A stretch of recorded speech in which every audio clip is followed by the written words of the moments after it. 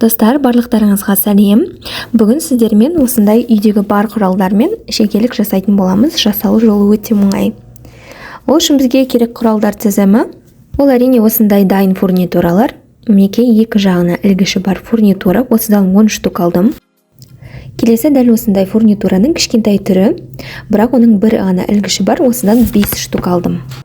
Келесі ол карабин, 1 штук карабин керек болады. Және осындай цеп керек болады. Және міндетті түрде соединительдер қажет болады. Және осындай құралдарыңыз болса, керемет болады. Ал енді жасауға кірісейік. Ең алдымен мен соединительдерді әдеттегідей алдын ала дайындап аламын. Маған 17 штук соединительдер керек болады. Сіз де осылай алдын ала дайындап алсаңыздар болады, немесе жұмыс барысында бір-бірден ашып отырсаңыз болады. Ол өз еркіңізде.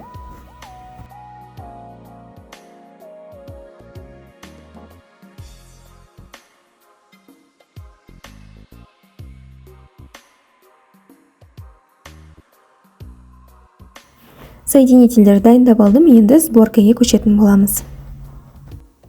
Алдымен визуалды түрде қалай болатынын көрсетейін. Ол үшін 10 дайын фурнитураны осылай тізбектеп қойып шығыңыз.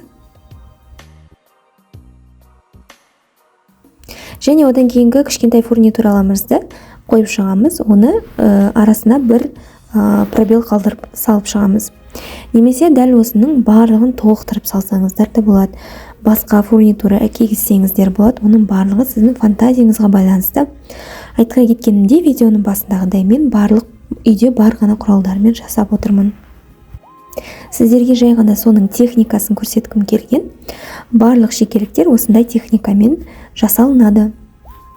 Соединительімізді алып, барлығын іліп шығамыз. Маған осылай ілген ыңғайлы. Ең алдымен екі фурнитураны бірінші іліп аламын. Яғни екі пардан іліп отырам. Содан кейін бір-бірін біріктіретін болам. Немесе сіз бірден барлығын ұзыннан біріктірсеңіздер де болады.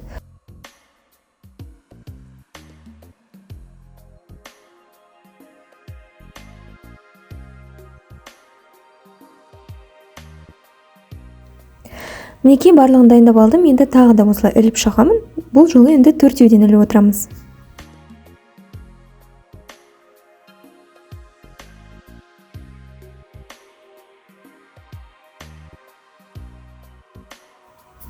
Мінекей осы 10 дайын фурнитураны іліп алдық. Мінекей осылай болады. Енді қалғаны енді өте оңай. Енді тағы да соединителімізді алып, астыңғы фурнитураны іліп отырамыз. Бір пробел қалдырып кетеміз.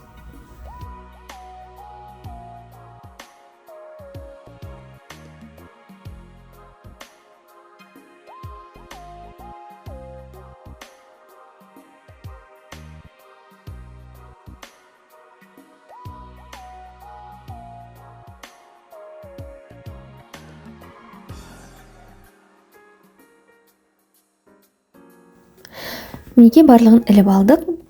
Енді осыны айналдырып қойып алыңыз. Егер айналып кетсе, ештеңе қылмайды. Оны осылай қолмен түзеп жібереміз.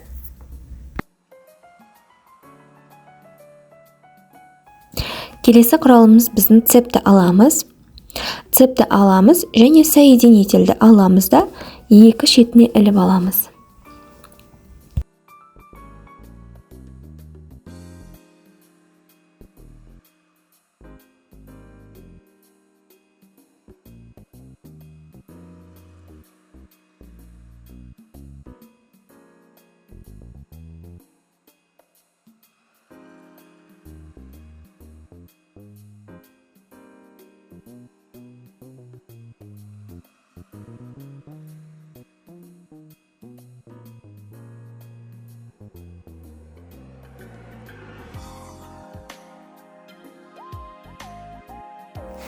Цептіліп болғаннан кейін осылай кесіп жіберетін боламыз.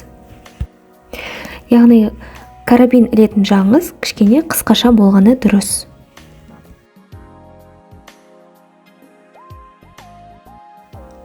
Айтпақшы достар, айтуға ұмытып кетіппін.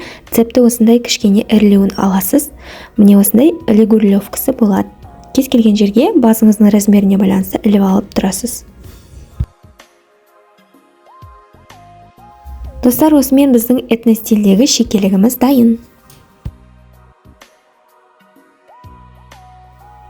Достар, қысқаша сіздерге қалай тағу керектігін және қалай тұратынын көрсетіп кетейін. Мінекей осындай әдемі болып тұрады. Менің толқын шаштарыма мән бермей қойыңыздар. Шашыңызды жіберіп қойсаңыз да, шашыңызды тиіп қойсаңыз да, сіздің образыңызға керемет үйлесімділік береді. Достар, біз осымен қоштаспаймыз. Арнама тіркелуді ұмытпаңыздар, лайк, коммент қалдырыңыздар. Келесі видеода жолыққанша сау болыңыздар.